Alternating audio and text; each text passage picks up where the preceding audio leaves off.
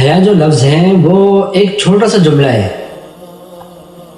حیا، لیکن اگر ہم اسے اپنی زندگی میں اپناتے ہیں تو یہ انسان کی زندگی بدل کے رکھ دیتا ہے یہ لفظ. لیکن اس پر عملی مشق چاہیے انسان کی.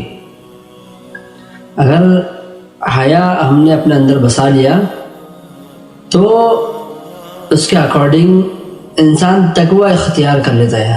اور پتہ ہے تقوی کسے کہتے ہیں؟ اس کی مثال بالکل ایسی ہے کہ ایک راستہ ہے جس کے دونوں طرف کانٹے ہیں اور راستہ بالکل مختصر چوڑان میں ہے، اور آپ کا عربی لباس ہے جو کہ پورا پھیلا ہوا ہوتا ہے، اور اس لباس کو آپ اس کانٹے سے بھرے ہوئے راستے سے جب چل رہے ہیں تو آپ کتنا سمیٹ کر چلتے ہیں.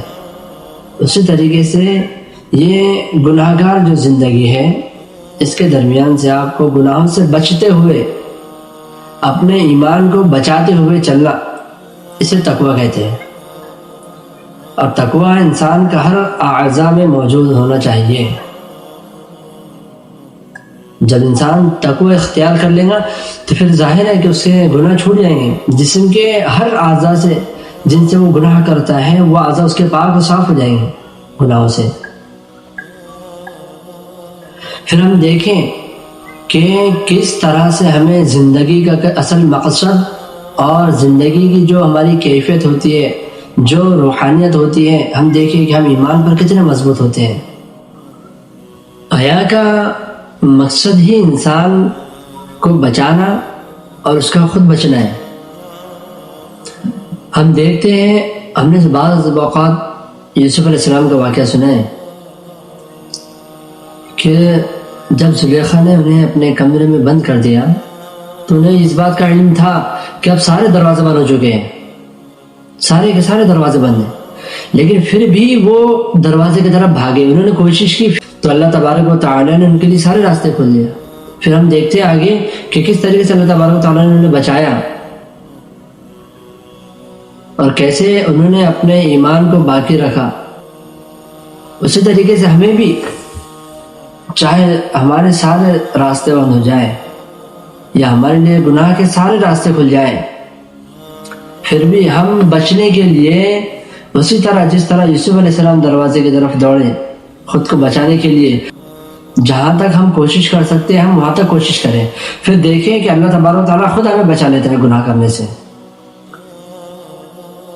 اور حیا جو ہے صرف انسان کی آنکھوں میں نہیں ہوتی. آنکھوں سے تو وہ گناہ کر لیتا ہے، گناہوں کو دیکھ لیتا ہے، یہ صرف آنکھوں کی پرہیزگاری ہو گئی. لیکن اس کے علاوہ ہماری زبان، ہم جو لفظ کہتے ہیں یا کسی سے ہم کچھ بولتے ہیں تو ہم اس پہ بھی احتیاط کریں کہ ہم کیا کہہ رہے ہیں، کیا بول رہے ہیں. ہم دیکھیں ہمارے ہاتھوں سے بھی جو گناہ ہو رہے ہیں ہم اس سے بھی احتیاط کریں کہ ہمارے ہاتھوں سے بھی کوئی گناہ نہ ہو. ہمارے جسم کے ہر اعضاء کی ہم حفاظت کریں گناہوں سے. بار بار ہمیں جو ہمارا نفس ہے تو ہمیں اکساتا ہے کہ ہم گناہ کر لیں، لیکن ہم یہ خیال لائیں دل میں کہ اللہ ہمیں دیکھ رہا ہے. جس دن یہ خیال ہمارے دل میں آ جائے گا اس دن ہم گناہ چھوڑ دیں گے. انسان ڈرتا ہے پھر گناہ کرنے کے لیے.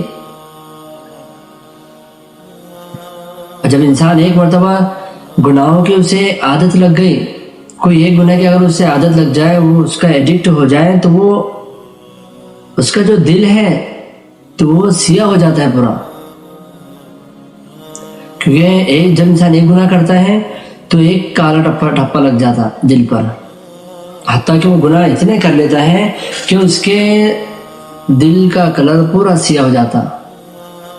پھر اسے گناہوں کی لذت محسوس ہوتی اور عبادت کی جو لذت، جو نورانیت، جو روحانیت جو اسے حاصل ہونی تھی، جو کیفیت اس پہ طاری ہونی تھی، اس سے وہ محروم رہ جاتا ہے. اسے کہتے ہیں تقوی،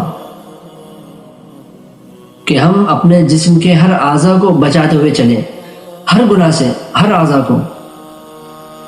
ہماری نگاہیں اس سے کوئی گناہ نہ ہو، ہماری زبان اس سے کوئی گناہ نہ ہو، ہمارے جو کان ہیں حتیٰ کہ ہم اس سے کچھ غلط نہ سنیں. ہر گناہ سے ہم بچ سکتے ہیں.